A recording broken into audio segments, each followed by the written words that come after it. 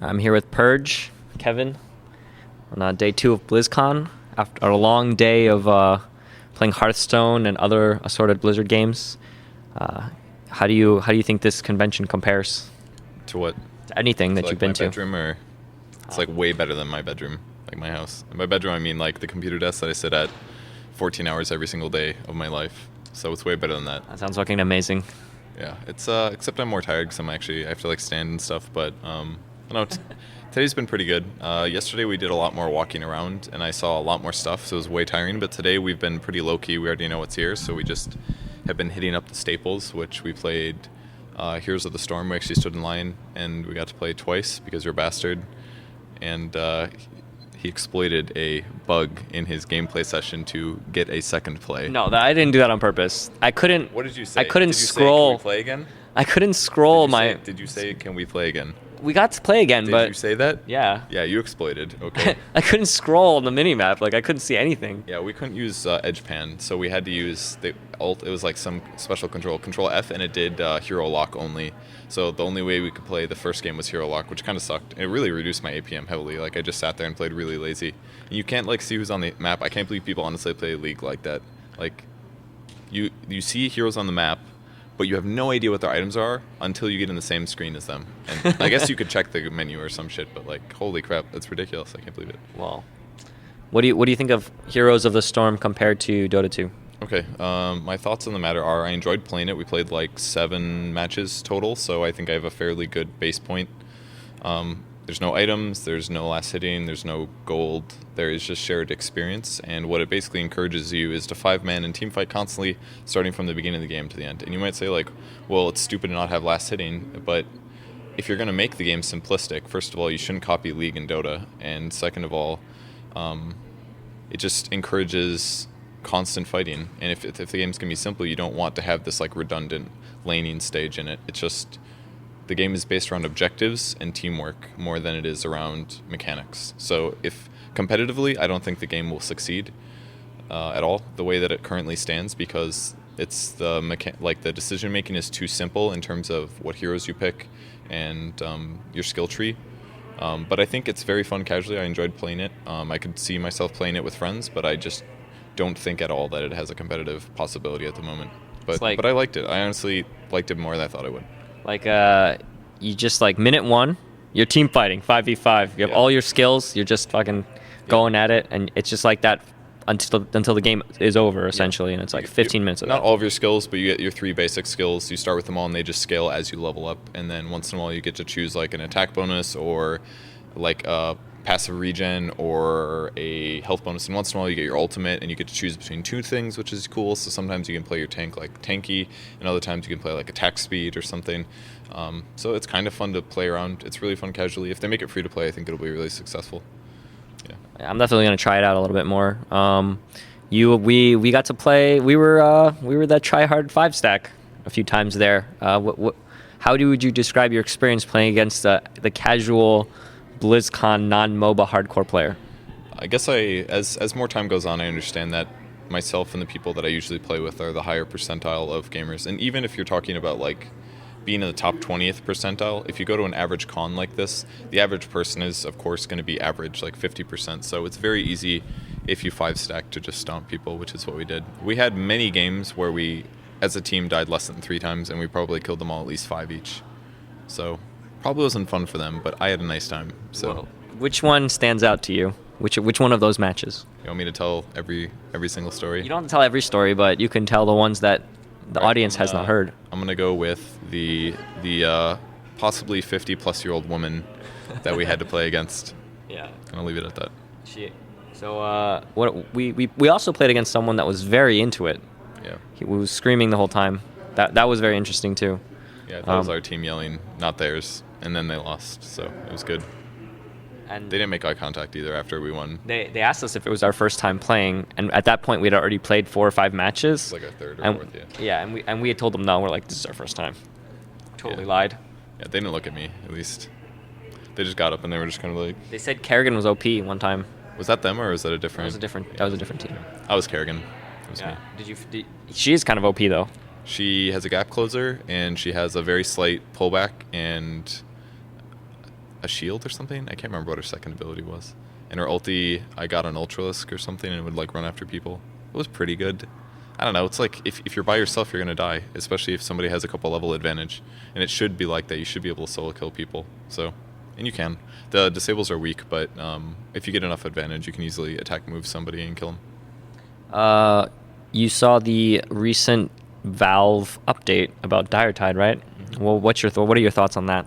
My official opinion about the Dire Tide fiasco is that they never promised Dire Tide except for that one line in like 12 months ago, so I didn't personally care that much. I enjoyed Dire Tide myself, but I figured they're working on something important, so I basically said, I know they're doing something important, I trust Valve. Unfortunately, we don't get what we want, and I'll let it go. That was my opinion. I think at most, they should have tweeted, there is no Dire Tide, when everybody freaked out and was like, is Dire Tide coming, is Dire Tide coming? They should have said right there, like, they probably should have at least, to just like hedge their bets and like make sure there wasn't community outcry. So I think they should have done that probably, and that's what they apologized for. So Dire Tide's coming out, and whatever they've been working on the last 3 months is almost out as well. So I'm sure when the new patch comes out, everybody's going to feel really remorseful that they acted like idiots the last, and obviously really not those people are going to feel bad about it. Yeah, you're right. The people that acted like idiots aren't going to feel bad, and I'm not saying that everybody that wrote negative comments about Valve, a lot of them were very, very constructive. All the people that posted that Metacritic stuff, those guys are idiots. Those guys are not going to feel bad. Those were just like trolls and like people. I think Dota's like a 4 or something now. It was like a 9. 3, I think. Yeah, it was really high before. Way to sabotage your own game. Well, I don't think it matters that much. I mean, it's stupid, and there's so many people that play already, it's going to be word of mouth more than like someone like, oh, what new game should I play? And then they go to Metacritic.com, and like those kind of people aren't going to like want to get into Dota really hard. Or they're gonna be the people that try and play and get stomped on their first game and stop. Yeah, exactly. Or they'll be like, wow, Anti-Mage is OP. He's got a Battle Fury at 35 minutes. How do I stop that? And then they're going to quit. Yeah. So. What about the other Blizzard games? We watched some StarCraft, but we played some Hearthstone, which is a big hit everywhere. I think everyone loves it. I see a lot of Dota players playing it. I see a lot of StarCraft players playing it. What are your thoughts on Hearthstone? Before I bought or spent any money on Hearthstone cards, I found it very grindy, and I wasn't enjoying it because I didn't have enough cards where I felt I could make a base deck, like, because I didn't have like board clearing cards that are rares. So before I spent money, I was not happy with it. But once I spent money, I was able to make about 3 decks, and I'm having fun, and I'm feeling some addictive elements where I can like play the daily challenges enough to get an arena, which gives me 4 to 5 hours to play an arena until I lose, and then from an arena I get a booster and maybe some dust and gold, which means I can do arena more or modify my decks that I currently have. So once you have some base stuff that you feel comfortable with modifying, that I felt was strong enough already, then it feels better for me. But like just the base cards, I was really frustrated. So as a whole, I like it, and I play it every couple days, like every 3 days or something. I'll play at my house. What do you think about the competitive side of it? You think that it has a future as an esport? Yeah, I think so, actually. I watched a lot of the games, probably at least 8 games between a couple sets. I watched Day9 play that other guy, and I watched Husky play Trump, and then we watched some of the very finals, and it looked really good. Honestly, there was some really good hype elements, like especially when there was like 4 creatures on the map, and Crip pulled out a Blizzard, which would have cleared the board, and everybody thought that he had like top decked and won, but then they realized, oh yeah, he's got that creature that if it dies, it does 2 damage, which would kill him. So it was like, it has those like hype elements where it looks really close and then it swings the other way. And if you have things like that in any kind of competitive game, whether that's sports or whatever, then it can be really fun to watch. So, and especially, I think they did a really good job, honestly, broadcasting it, because at least from the spectator perspective inside BlizzCon, we could see which decks were available, and they would cut between one player and the other player. It sucks right now for online tournaments, but at least for a big event like this, I think they did a really good job, and the spectator experience was awesome. So I think it could definitely make it, even though the card diversity is very low and there's a lot of luck elements to the game. And BlizzCon, 25,000 people, they show up here, they all gather. What did you get to check out any of the other sections, like WoW or Diablo or any of that? I have no interest in World of Warcraft. I've never played, and I feel like it's not worth starting. I used to play another MMO when I was in college called City of Villains, and I played that for like 2 years. So I've played MMOs. I just never played WoW. Dodged it, and I don't feel like going back or trying it. So I missed WoW. I somehow missed Diablo. Oh, I missed Diablo 2 in my childhood. I played Diablo 1, and then my mother, who is Catholic, decided that she didn't want me to own a game called Diablo 2. So I was not able to play Diablo 2, so I missed Diablo 2. And then when Diablo 3 came out, I was still very happy with Dota, and I wasn't branching out to games at all, really. So I just dodged that as well. So I have no interest in Diablo 3 or or World of Warcraft, but luckily they had StarCraft 2, which I could watch. They had Heroes of the Storm, and they had Hearthstone, which was probably more games than I've ever been interested in all the cons that I've ever gone to. So it was actually a really good balance for me. I'm quite happy with how much time. I feel like I spent my time appropriately. I wasn't overwhelmed. I feel like BlizzCon has this feeling of like there's not enough time to do everything because it's like it's only 2 days. Second day is like less than 12 hours, and you have like all this stuff you can wait. Like you can wait online for like 3 hours for something, like for something really cool. So I didn't feel that at all, honestly. I was pretty happy. I maybe needed a nap yesterday, but I can just jump between things. Like a child. Yeah, I almost slept through StarCraft 2. Their rows were really empty, and I nodded off at least once or twice where my head dipped. But I mean, I could jump from watching Hearthstone, and then I could go play something, and then I could go watch StarCraft 2, then I could go maybe play something else, or like go out to eat, and then I felt like I bounced appropriately. I don't think I wasted my time, honestly. And right now, let's talk about the Dota scene a little bit, other than the Diretide thing. What do you think about the new patch? Do you think the competitive scene is doing well? Do you think the meta is like fun to watch, that kind of thing?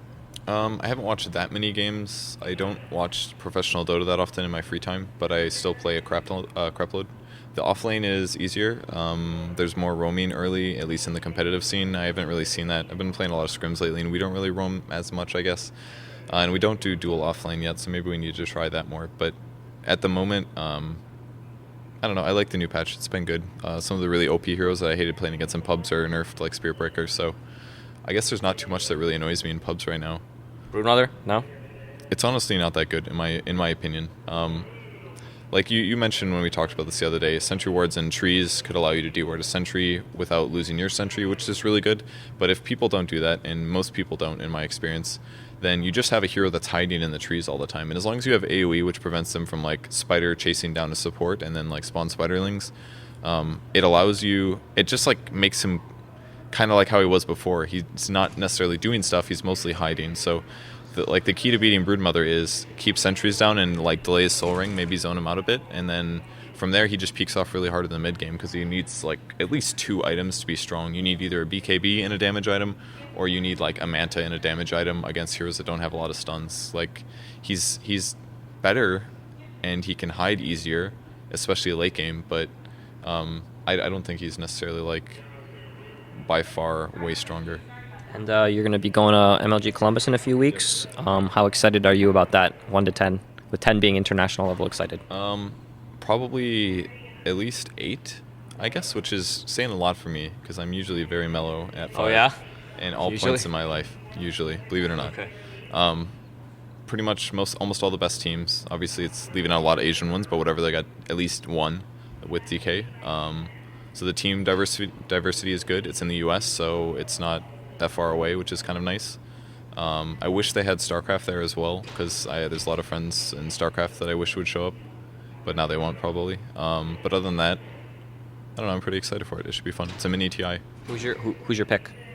I don't know. I don't watch enough pro games, I think, to make a good analyzation. I'd probably say Alliance or Navi, but that's a really, really bullshit answer. So. Do you think DK will take games off them or not? I guess DK could win. They've been showing some inconsistency since the patch hit in, but they definitely have arguably the most talented pool of players out of any team.